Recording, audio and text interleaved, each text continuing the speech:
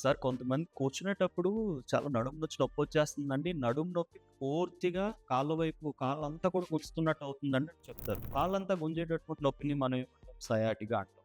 ఈరోజు సయాటికా గురించి మాట్లాడదాం. నమస్తే. నా పేరు doctor Suresh Gupta. Senior homeopathy consultant, doctor care homeopathy. ఈ సయాటికా అంటే ఏంటి?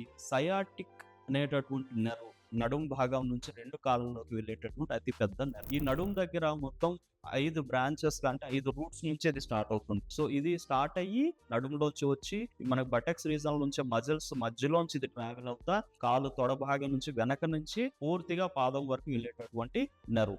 ఇది 2 వైపులా కూడా ఉంటుంది. సో ఈ రూట్స్ ఎక్కడైతే మనకి స్టార్ట్ అవుతాయో ముఖ్యంగా L4, L5 భాగం నుంచి స్టార్ట్ అయ్యేటటువంటి రూట్స్ మీద ఒత్తిడి పడితే గనక ఆ పెయిన్ అనేది పూర్తిగా నెర్వ్ ఎక్కడి వరకు ఉందో అక్కడి వరకు పెయిన్ వస్తుంది. అందుకని ఏంటంటే చాలా మంది నడుము నుంచి స్టార్ట్ అయ్యి కాలంతా గుంజుతుందని చెప్తారు. కాసేపు నిల్చుంటే పెయిన్ చాలా సివియర్ గా వస్తుందండి, లేదంటే పడుకునేటప్పుడు పెయిన్ వస్తుందండి, ఏదైనా వర్క్ చేసేటప్పుడు బాగా పెయిన్ వచ్చేస్తుందండి, నడవలేకపోతున్నాం అండి అంటే చెప్తారు. ఇదంతా కూడా సయాటికా యొక్క లక్షణాలు. సో ఇలా వచ్చే పెయిన్ కి చాలా మంది చేసేది ఏంటంటే పెయిన్ కి ఇమీడియట్ గా మనం మెడికల్ షాప్ కి వెళ్ళడం, పెయిన్ కిల్లర్ వాడడం, ఓకే రిలీఫ్ వచ్చిందంటే ఈ రోజు బాగానే ఉంది. బట్ అది కాదు, మళ్ళీ రిపీట్ అవుతుంది. ఎందుకు అంటే రూట్ కాజ్ ఏంటి?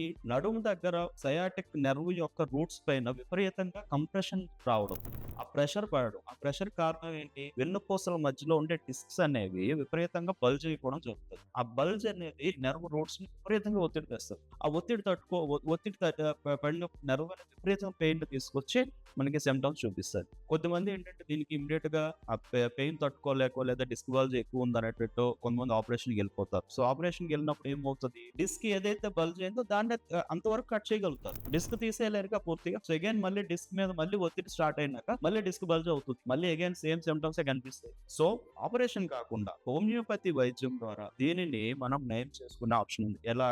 నెర్వ్ మీద పడే కంప్రెషన్ ని, నెర్వ్ తీసుకునే కంప్రెషన్ ని, ప్రెషర్ ని మనం తగ్గించగలిగితే నెర్వ్ మళ్ళీ అగైన్ హెల్తీ అవుతుంది. సో ఆ విధంగా మన హోమియోపతి మందులు ఇవ్వడం జరుగుతుంది. ఏంటి దీనికి రూట్ కాజ్ ఏంటి? కొంతమందికి ఇంజరీ వల్ల డెవలప్ అవ్వచ్చు, కొంతమందికి అరుగుదల వల్ల డెవలప్ అవ్వచ్చు, కొంతమందికి ఒబేసిటీ వల్ల డెవలప్ అవ్వచ్చు, లేదు థైరాయిడ్ ప్రాబ్లమ్స్, డయాబెటీస్ ఉన్నటువంటి వాళ్ళు, హార్మోన్ ఇంబ్యాలెన్స్ ఉన్నటువంటి వాళ్ళు, కంటిన్యూస్ సిట్టింగ్ జాబ్ చేసేటటువంటి వాళ్ళు, ఇలాంటి వాళ్ళు కనిపిస్తాయి. సో వాటికి రిలేటెడ్ గా ఆ బాడీ యొక్క నేచర్ బట్టి హోమియోపతి మందులు ఇవ్వడం జరుగుతుంది. ఇవి ఎటువంటి సైడ్ ఎఫెక్ట్స్ లేకుండా, ఎందుకంటే ఇందులో డైరెక్ట్ పెయిన్ కిల్లర్స్ కానీ లేదా స్టెరాయిడ్స్ కానీ ఏవి ఉండవు. సో దీనివల్ల ఎటువంటి సైడ్ ఎఫెక్ట్స్ రావు. పూర్తిగా మన బాడీ యొక్క తత్వం బట్టి మందులు ఇవ్వడం జరుగుతుంది కాబట్టి మన బాడీ సిస్టమ్ ని మళ్ళీ ఆ కంప్రెషన్ మనం కంట్రోల్ చేయడం అనేది మన బాడీ చేస్తుంది. సో నెర్వ్ మళ్ళీ అగైన్ హెల్తీ అవుతుంది, పెయిన్ నుంచి రిలీఫ్ వస్తుంది, పూర్తిగా నయం అవడం జరుగుతుంది. సో సయాటిక్ పెయిన్ కండిషన్ ని హోమియోపతి మందుల ద్వారా మనం నయం చేసుకున్న ఆప్షన్ డెఫినెట్ గా ఉంది. సో కింద స్క్రోల్ అవుతున్న నెంబర్ కాల్ చేసి ఈ సయాటిక్ పెయిన్ తో బాధపడుతున్నటువంటి వాళ్ళు ఎవరైనా కూడా డాక్టర్ గారి హోమియోపతి క్లినిక్స్ లో డాక్టర్ గారిని కన్సల్ట్